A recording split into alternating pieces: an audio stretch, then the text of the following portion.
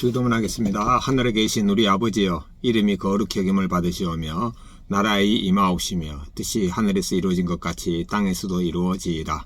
오늘 우리에게 일용할 양식을 주옵시고 우리가 우리에게 죄 지은 자를 사하여 준 것 같이 우리의 죄를 사하여 주옵시고 우리를 시험에 들게 하지 마옵시며 다만 악에서 구하옵소서.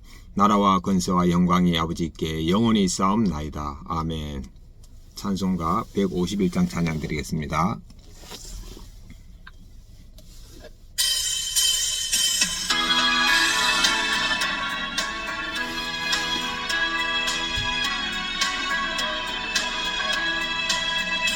만왕의 왕 내 주님께서 왜 고초당했나. 이 벌레 같은 날 위해 그 보혈 흘렸네. 십자가 내가 처음 볼 때에 나의 맘에 큰 고통 사라져. 오늘 믿고서 내 눈 밝았네. 참 내 기쁨 영원하도다. 아멘. 하나의 말씀 마가복음 11장 8절부터 14절입니다. 많은 사람들은 자기들의 겉옷을 또 다른 이들은 들에서 벤 나뭇가지를 길에 펴며 앞에서 가고 뒤에서 따르는 자들이 소리 지르되 호산나 찬송하리로다. 주님의 이름으로 오시는 이여 찬송하리로다. 오늘 우리 조상 다윗의 나라여 가장 높은 곳에서 호산나 하더라. 예수님께서 예루살렘에 이르러 성전에 들어가서 모든 것을 둘러보시고 때가 이미 저물매 12제자를 데리시고 베다니에 나가시니라. 이튿날 그들이 베다니에 나왔을 때에 예수님께서 시장하신지라 멀리서 잎사귀 있는 한 무화과 나무를 보시고 혹 그 나무에 무엇이 있을까에 가셨더니 가서 보신 적 잎사귀 외에 아무것도 없더라. 이는 무화과의 때가 아님이라. 예수님께서 나무에게 말씀하여 이르시되 이제부터 영원토록 사람이 내게서 열매를 따먹지 못하려 하시니 제자들이 이를 듣더라. 자, 묵상하겠습니다. 8절부터 10절입니다. 많은 사람들이 예수님을 따르며 호산나 다윗의 자손이라고 찬송했습니다. 이 길은 바로 예수님이 십자가로 나아가는 길입니다. 11절입니다.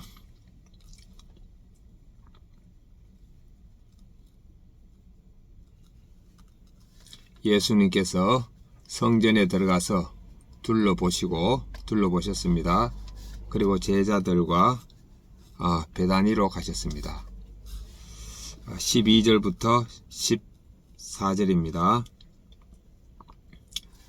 예수님이 시장하여 무화과 나무를 보니까 열매가 없음을 보고 영원토록 열매를 맺지 못한다고 했습니다. 근데 이때는 무화과의 때가 아닌데 왜 이렇게 말씀했는지 이해가 잘 안 되네요. 뒤에는 해설 한번 보겠습니다. 적용 보겠습니다. 첫째, 저는 죽었고 예수님이 사심을 의식하면서 구원받은 것에 대해서 찬양하고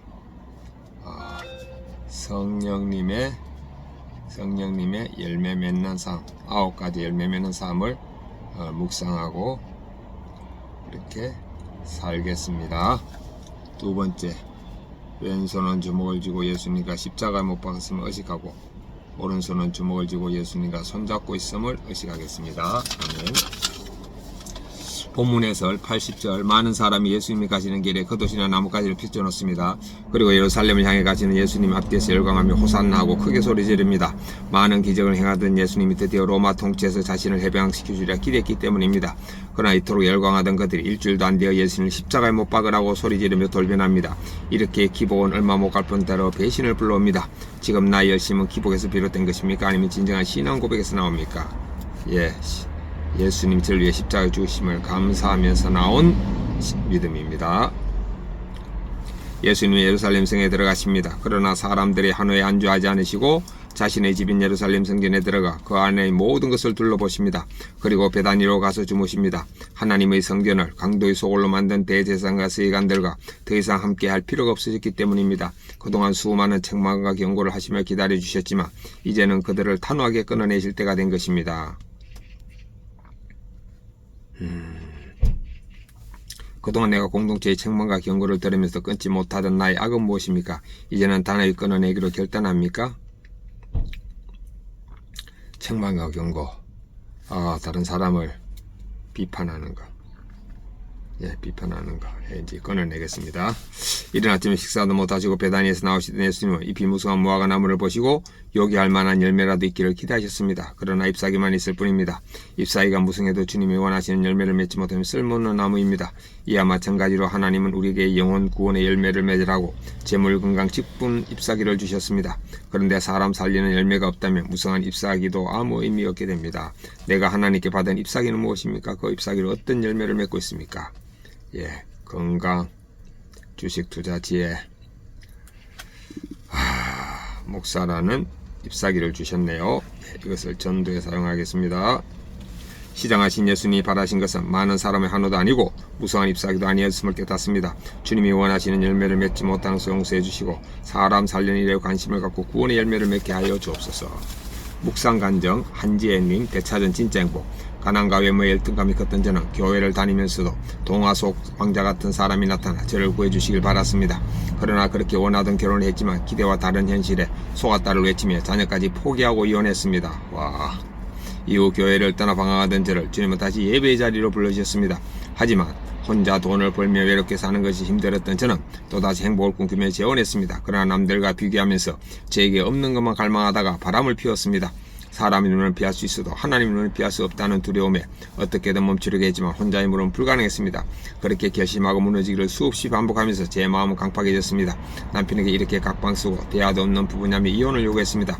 그러다 하나님의 인도하심으로 다시 교회에 다니며 말씀을 묵상하니 그동안 나 때문에 수많은 사람이 상처받은 것을 알게 되었습니다. 진짜 행복은 나만 편하고 좋은 게 아니라 말씀대로 가정을 지키며 거룩하게 사는 것임을 깨달았습니다. 제 어리석은 선택으로 아내와 엄마의 자리를 지키지 못한 죄를 회개하니 그제야 비로소 나를 구원하신 주를 찬송하게 되었습니다. 이후 저는 공동체에서 가짜 행복을 쫓아 제 마음대로 살아온 죄의 겉옷을 나누며 가고 있습니다. 하지만 다시금 욕심을 사로잡히며 구원의 은혜를 잊고 어느새 불평하게 됩니다. 잎사귀만 무성한 무화과 나무처럼 구원의 열매를 맺지 못하고 이기적인 저 자신에게 절망하기도 합니다. 이제는 다시 허락하신 아내와 엄마의 자리를 매일 주시는 말씀으로 참고 지켜서 믿음의 유산을 남기길 소망합니다. 적용.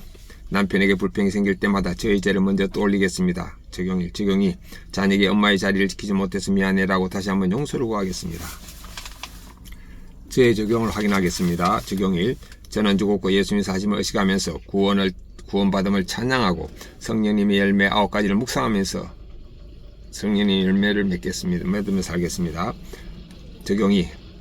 왼손은 주먹을 쥐고 예수님과 십자가에 못 박혔음을 의식하고 오른손은 주먹을 쥐고 예수님과 손잡고 있음을 의식하겠습니다. 아멘.